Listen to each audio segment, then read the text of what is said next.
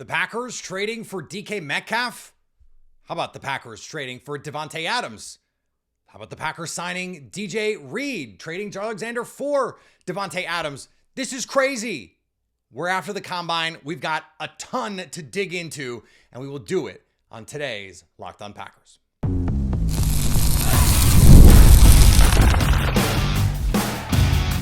You are Locked On Packers, your daily Green Bay Packers podcast. Part of the Locked On Podcast Network, your team every day. You are Locked On Packers, part of the Locked On Podcast Network, your team every day. I'm Peter Bukowski, and I cover the Packers for The Leap, a newsletter I would love for you to subscribe to. Follow me on Twitter, Peter_Bukowski. Follow the podcast on Twitter, Locked On Packers. Like us on Facebook. Subscribe to the podcast, iTunes, Spotify, Google Podcasts. Wherever you find podcasts, you will find Locked On Packers, the #1 Packers podcast on the internet, and the show for fans who know what happened. They want to know why and how. Thanks to everyone who makes Locked On Packers their first listen every day. We hope you like starting your day with us as much as we like starting our day with you.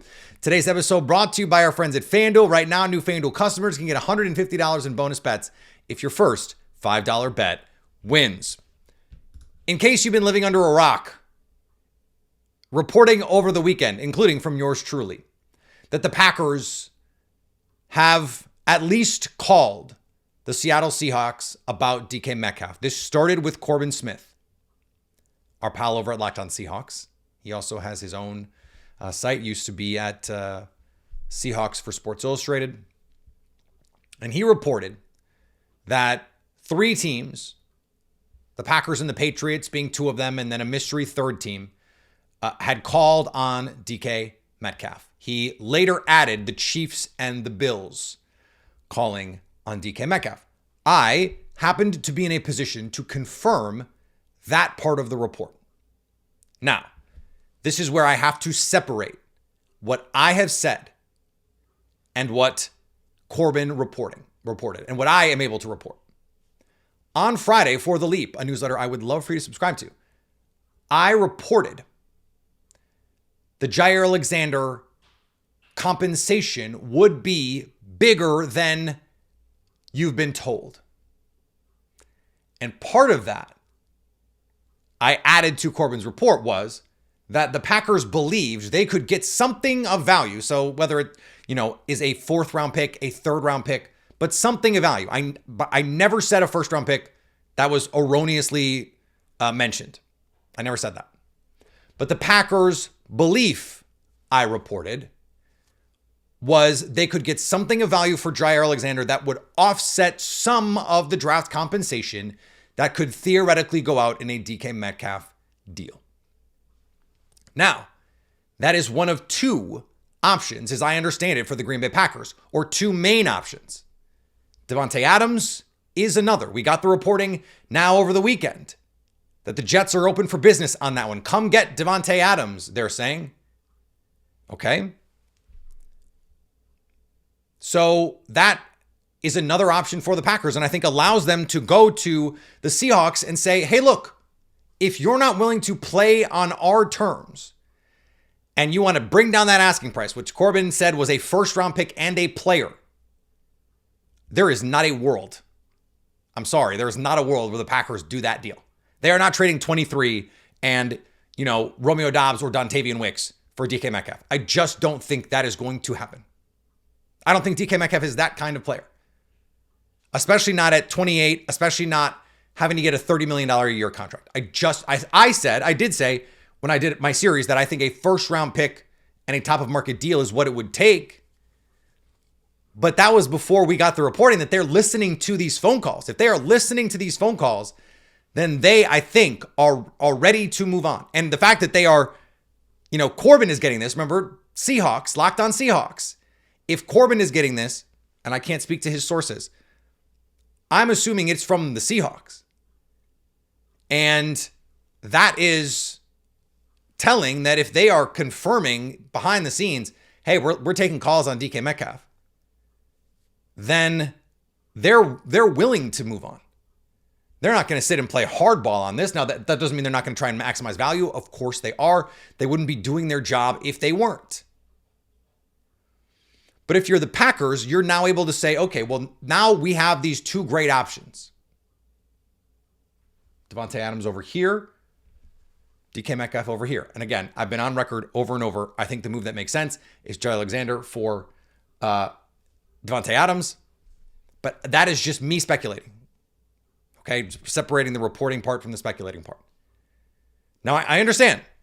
Match 9 at The Athletic reported those conversations have not happened. Now, it was then kind of changed on his radio show, like no offers have been made. There's a difference there, an important difference. Was that modified because further conversations were exchanged there? I don't know. I can't speak to Matt's reporting, and I'm not going to impugn his reporting. I'm not going to say, oh, he's a bad reporter. I'm not going to say that. That would be foolish. But I am confident in the reporting that I have done that conversations took place. Offers, I can't say if the Packers gave an offer to the Seahawks. I don't know that. Conversations were had. And the Packers, as I have reported and has now also been reported by Jeremy Fowler and Dag Graziano, are in the business of trying to add a veteran receiver. Well, the two that make the most sense, this is just an intuitive piece here. Like, forget the reporting. If DK Metcalf, if the Seahawks are taking calls on DK Metcalf, which Corbin Smith is reporting that they are, it makes sense for the Packers to have been one of those teams to call. I'm reporting that they are, confirming Corbin's reporting. It also makes sense for the Packers to weigh that against what it's going to take to get Davante Adams, because what if they can just get Jaire Alexander for Davante Adams and that's a done deal? That's not me reporting it. That's me speculating. I need to be clear about this. I think more likely, we'll get to the Davante Adams of it all. I think more likely, a trade for a pick for the Packers, and then they trade a pick to the Jets for Davante Adams. And you can say, like, why would you trade a pick for Davante Adams? For the same reason the Commanders traded a pick for Deebo Samuel. The 49ers were going to cut Deebo Samuel. The Packers were going to cut Jaire Alexander. The Jets have to cut Davante Adams. But the reason you have a conversation about it and you call is because of the value. And we got the reporting, hey, if he gets cut, he may go want to play with Aaron Rodgers, sounds like in New York. So they'd get to stay in New York with the Giants. So if you're a team like the Packers, you don't want to risk him having the chance to go wherever he wants and either picking better weather or a better quarterback situation for him, he thinks. You trade for him instead. Same reason why someone would trade for Jaire Alexander, which is why the distressed asset swap is so appealing to me. If I'm the Packers, I'm looking at that and going, I don't want him to get cut. And then once you get him in, he's not going to play on $35 million cap hit. He's just not. And the beauty of it is there are 2 years at that number and then 2 extra years that are void. So the Packers could take that $35 million, turn, let's say, 15 of it into signing bonus. That money goes right into Davante's pocket. But they get to spread it out over 4 years. And now you take that number down to 23. Sort of right where it would be if you said, hey, Davante, let's rework this deal. Let's rip up this deal. And let's go the Mike Evans deal with interest. 2 years, 45. Well, you can make it the same deal, essentially, if you just restructure it. Now, not every contract allows you to auto restructure those. Most do. So if the Packers could do that, that would give them tremendous leverage. That would be all the reason in the world to trade for him, because you can make that number then whatever you want if you're willing to eat some dead cap money down the line. You could take that 35 and bring it down to 1 and then spread $34 million in signing bonus out over on the cap to 4 years. Take it down to the veteran minimum in base. I don't think the Packers would do that, but they could convert some of it. I think more likely you just rework a new deal, understanding that, hey, if I get cut, Davante Adams, if I get cut, I got to renegotiate a new deal. And if you're renegotiating against the deal you currently have, that's a more advantageous position for him to be in. So, to recap, Corbin Smith reporting, the Seahawks have taken calls on DK Metcalf. They want the moon. They want a first-round pick and stuff. I don't think that's going to happen. But the Packers, one of, according to Corbin's reporting, 4 teams to call. I confirmed the Packers piece of that. I can't confirm the other parts. The Packers do believe, and I can add this, the Packers do believe if they were inclined to make the trade, they know where the line is. I don't think that line, by the way, is at a first-round pick. Like, I think that they think they can get it. No, I reported that they think they can get it at a number that they're comfortable with. And I believe that number is less than a first and a player. But the player part is interesting. If you're the Seahawks, you want to get something back. Maybe the better that player is in the eyes of the Seahawks, and we don't know which player they value more. Romeo Doubs certainly been the more consistent player. Maybe Dontavian Wicks has the more upside. Maybe that's built into the negotiations. But the Packers, even if this is something that they have discussed, have not decided DK Metcalf is our guy. It is one option that they are considering, but they would like to, as has, again, been reported elsewhere, be in the market for one of these guys. And I think these are the two big name players that they have honed in on here. Now, it changes the way that you draft. We'll get to the draft part of this later. It changes your free agency. Let's talk about that piece of this next on Locked On Packers. When the game tips off, the NBA action is just getting started, and there's no better place to get in on it than FanDuel, America's #1 sportsbook. With FanDuel, you can place live bets throughout the game, so even if you miss the opening tip or want to bet on a fourth quarter comeback, you can stay in the action. And if you're looking for a bigger payout, you can even combine your live bets into a same-game parlay. I love using FanDuel's live betting feature because it keeps every moment of the game exciting. Whether I'm backing my team for a late game rally or picking a player to hit a clutch 3, I never feel like I missed my chance. Plus, the app is easy to use, and when you win, you get paid instantly. Right now, new FanDuel customers can get $150 in bonus bets if your first $5 bet wins. Just visit FanDuel.com to join today. That's FanDuel.com for your shot at $150 in bonus bets. Make every moment more with FanDuel, the official sports betting partner of the NBA. I reported on Friday with The Leap that the Packers, 2 different league sources that I spoke to, suggested DJ Reed was a perfect fit for the Packers, including someone on staff at a place where DJ Reed played at some point in his career. Okay, now that was just, there's a difference between me hearing it from an agent or the team. This was someone not with the Packers saying this would be a great fit. Well, within 24 hours, Rob Bukowski was on the radio saying this was something specifically he had heard from an agent, saying the Packers are going to be aggressive in the receiver, pass rush, and cornerback market, and a name to watch is DJ Reed. Former Jet. We just got the reporting that the Jets are unlikely to retain him. So that means he's going to hit the market. 14, 15 million APY is right in the range. That's right what Jaire Alexander is going to get in base salary right now for whoever trades for him. We'll get to that part in a sec. And you have the connection to the system, having played for Robert Saleh. You have the connection to Jeff Hafley, having played specifically for Jeff Hafley. It is an intuitive connection to make. And even though he's a little bit older, he's 28. He's not 31.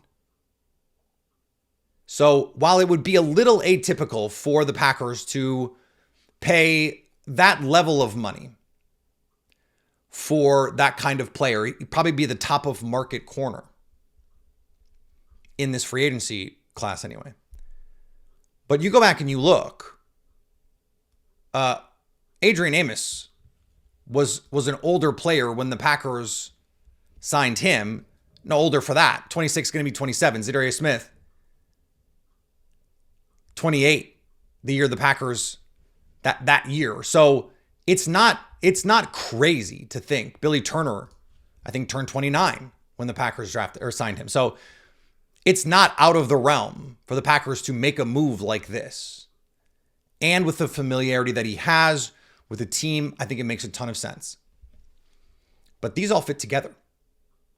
Because then if you think you're going to sign DJ Reed and maybe do it on the first day of free agency, remember, none of these trades can be fully executed until the new league year. If the Jets are losing DJ Reed, the Packers are trading Jaire Alexander. We have that reported. We've talked about it on the show. But what are you replacing that with? Well, they're going to have to replace that with something anyway. So, okay, New York, you're losing your corner. How about an oft-injured corner, but when he plays, he's really good? And I think, and I reported on Friday in the Leap, that the market for Jaire Alexander is going to be more robust than initially speculated from some Packers media. He's like, oh, well, he's going to be cut. Yeah, well, so was Deebo Samuel. They tried to trade Deebo Samuel 18 months ago, and no one bit. He was going to be cut. Devontae Adams on the trade block. He is going to be cut if they can't find a trade partner. But the reason you would trade for him, the same reason you would trade for Jaire Alexander, is because then you don't have to compete on the open market. And for Jaire Alexander in particular, it's already at a money deal that makes sense. Now, the Jaguars are the team to watch with Ja. I think that could be, if the Packers think they can get the most draft capital from a team, I don't think they would say, well, we got to do this other deal for sentimental reasons. Like if like the Vikings offer them the most, I think they would trade him to the Vikings. But if you could use him as a trade chip to get Devontae Adams, that would sure be appealing. I don't know if you can. If the Jaguars are willing to give you a third round pick and the Jets are willing to give you Devontae Adams, well, then I'd rather have Devontae Adams. But what I might do is say, here's a third round pick. Hey, Jets, what can we do about this? What do you want for Devontae Adams? Is a fourth worth it? And if they say no, then maybe you need to figure out how this can all work. So all I'm saying is the Jaire Alexander piece is more interesting than you've been led to believe. I think a mid-round pick, third, is possible, but not likely. Fourth is probably your best reasonable case scenario. Fifth would be disappointing. Like Deebo Samuel has not been a really good player since 2021 and has been hurt and waning since then. Jaire Alexander was an all-pro in 2022. And he missed time last year, did not play great. When he played this year, he was really good. Now, was he top 3, top 5? No. Was he as good as he was in 2020? No. But look, 2022, Jaire Alexander was an all-pro. And this is a position of greater scarcity than receiver, where it's harder to draft them, harder to get year one production out of them. To me, the Jets make the most sense because you just walk right into a situation where he can help. And you've got a former NFL corner there, already there for you. Why would Aaron Glenn, who's seen Jaire Alexander, not want that? So all of these pieces fit together, right? Because the Packers think they're getting something material in a trade back from Jaire Alexander. And then they have this option. Now, I have not heard anything specifically about the Packers trading Ja for Devontae. That is just my hobby horse. But that makes sense. Now, I think more likely they trade him for draft compensation to Jacksonville, for example, and that offsets some of the draft capital that you would use to trade for DK Metcalf. I don't think they're worried about the draft capital it would take to trade for Devontae Adams, because it would take more to get DK. But the numbers being reported there, as I said in the opening block, are just outrageous. And I don't think that's the thing that we're going to see. So DJ Reed in free agency does make sense. Now, look, there are other players that make sense too. Paulson Adebo fits their bill a little bit more. I think Malcolm Kuntz, the pass rusher, Khalil Mack, Chase Young, although I haven't heard Chase Young specifically Malcolm Kuntz is the name that I think is been coming up more in discussions that I've been having about people saying, oh, this makes sense over here. This makes sense over here. So I don't know that big swing at edge is coming. But as I look at the landscape, you get some sort of veteran receiver. The Packers are working on it. And then you sign a corner like DJ Reed, but I think Paulson Adebo, similar sort of impact, like a guy that you can bring in and go, this guy's starting for us. And then you let the top of the draft be your pass rushers. Fill that need that way. The growth that you expect from Lucas Van Ness and Devontae Wyatt. I think that is a very reasonable and straightforward offseason. I think it is a likely path. I think the Packers are going to sign a starting corner, acquire in some way a quality pass catcher, and the degree to which they do that absolutely affects the draft here. You look at you bring in a DK Metcalf. Well, now maybe you give, let's say you give a third and a player, someone like Romeo Doubs, Dontavian Wicks. My preference would be Dobbs, but maybe for draft capital reasons, it's Wicks. I'm just now spitballing here. You don't probably use premium draft capital on a receiver in that case. I think something like you trade for DK Metcalf and then you draft Pat Bryant on day 3. Bucket getter, third down, blocks his ass off. I love that. Now, if you acquire Devontae Adams in a trade, now maybe it's a day 2 receiver. You're looking at someone like Jaden Higgins, someone like Jalen Royals. Now we're having fun because that's the speed over the top. That's the speed after the catch. You have really added something to your offense in addition to that bucket getter that you have in Devontae Adams. So I think all of that makes sense. If we're going to put together a mock draft, for example, on a Monday, for example, what would that look like? Why don't we talk about it next on Locked On Packers?